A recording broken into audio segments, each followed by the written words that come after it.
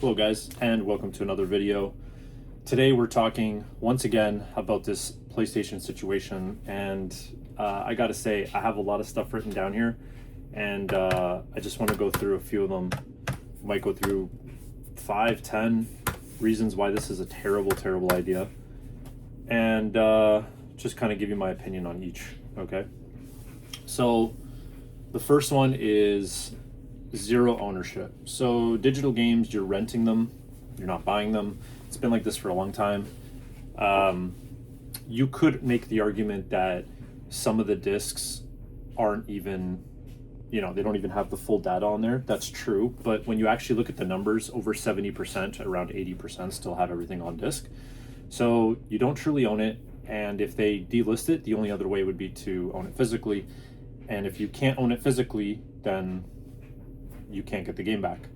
So no ownership and the ability for them to take it away at basically any moment. Storefront monopoly. So with the addition to no discs, really what comes with it is the ability for Sony to basically price their games at any price that they want. Again, they're a closed platform, so we will see higher prices. Inevitably, you will see higher prices because of this, and it's just something that you can't get rid of. It's inevitable with how the storefront works. They basically control the price, they control the royalties, and then there's no competition for them, so they assume full control of the pricing structure. Discounts, there's going to be very few.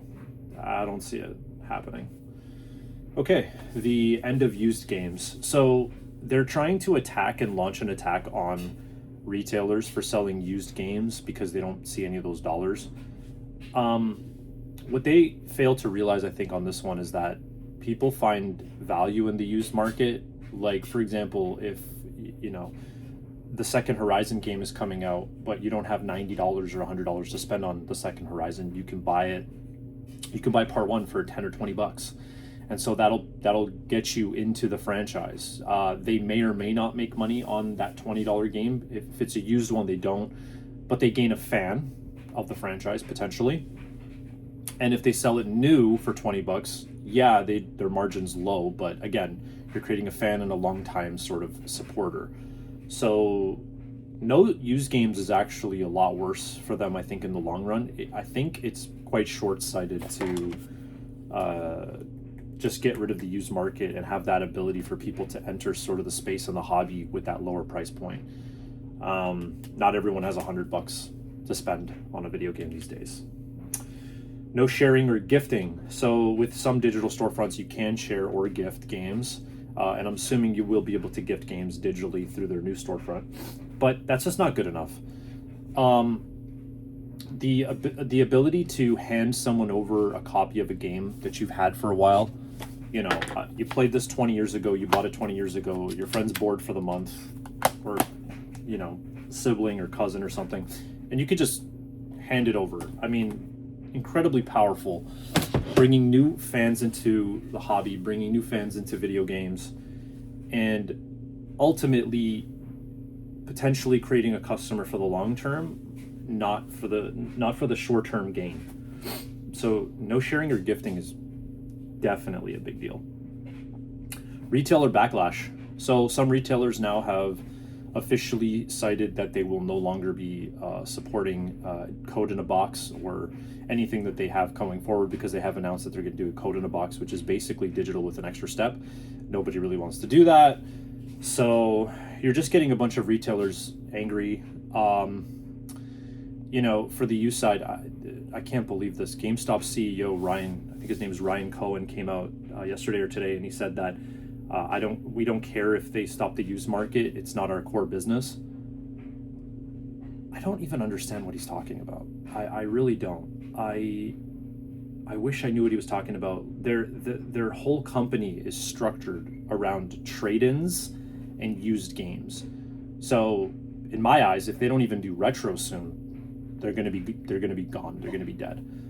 So I really don't understand what he's talking about. You guys can look at the article. It's pretty fascinating stuff. Preservation nightmare. Absolutely.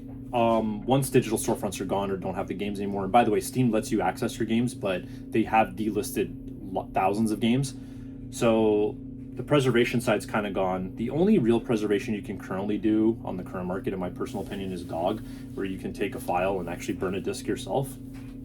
Not illegal to do so. It is illegal to sell it. So preservation there is definitely something to keep in mind. Cartridges last a long time. CDs last a long time. Under the right conditions, they last a lifetime or 2 lifetimes.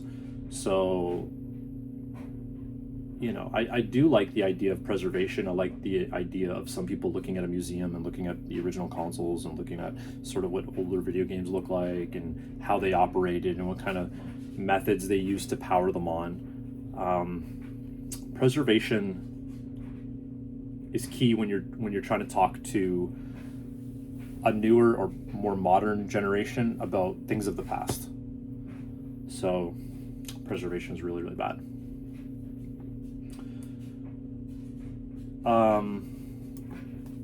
The death of collector's editions. I didn't see too many people talking about this one. The death of collector's editions. Collector's editions have been pretty bad as of late, and so now you're making them worse.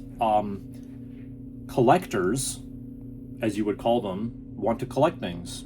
If you provide no game in the box of the collector's edition, they're not really collecting anything.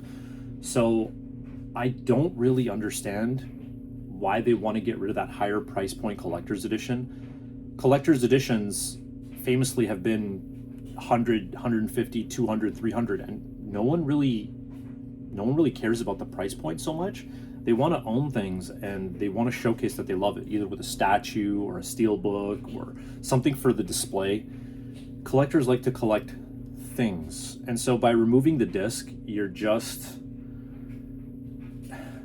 creating empty collector's editions or no collector's editions at all. It's really, really silly. I was pointing out in my first video also that, you know, Sony doesn't want to create discs into 28 after winning a format war. I just looked it up this week. They print vinyl for their music. So they're basically stating not only that games is selling less than vinyl, they're printing their own vinyl over printing their own games. And then they're saying, due to consumer trends, we have to get rid of physical copies. It's like, how many people do you know buy vinyl? How many people do you know buy CDs? They're still printing both. Very weird. Very, very weird. Hypocrisy over store closures. So they say, trust us with this new digital storefront, this new digital future, but we're also shutting down legacy storefronts of digital distribution. I mean, you can't make this stuff up. This is this is unbelievable. Here's one that not a lot of people talk about. You can't, with a digital distribution, you can't play version 1 of the game. So in essence, if they update it within the first week and they censor something or they get rid of some controversial features or maybe there were some cool glitches or whatever, you're never able to play version 1 of the game. That's pretty bad. Because they day one patch it or they patch it within a week, and if you're late to playing it, you won't know what the original game and the original experience was like. I know it's kind of small, but it is something to think about. It's very weird that they've done that. So day one patches, unlimited patches. The removal of digital purchases. I mean, they just removed it. Now people say they're never going to do that, but they just did it a week ago with the movie closure on the store. So they the stuff that you've digitally purchased, TV shows and movies, expired, and they just pulled everything without refunding anybody. Very, very crazy. Very hard to believe, actually.